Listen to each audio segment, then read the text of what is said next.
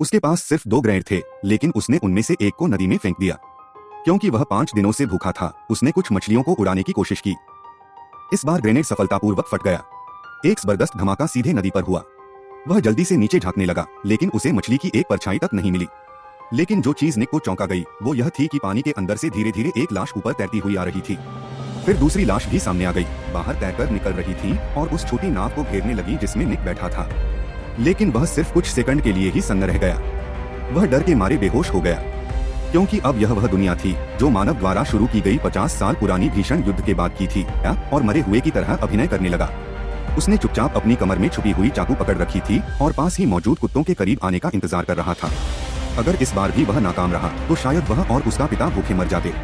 इसलिए जैसे ही कुत्ते उस पर झपटे, निक ने तुरंत हमला कर दिया। दोनों तरफ से लड़ाई शुरू हो गई, लेकिन अंत में निक, जिसके हाथ में हथियार था, गुस्से में था। उसने चाकू से उस पागल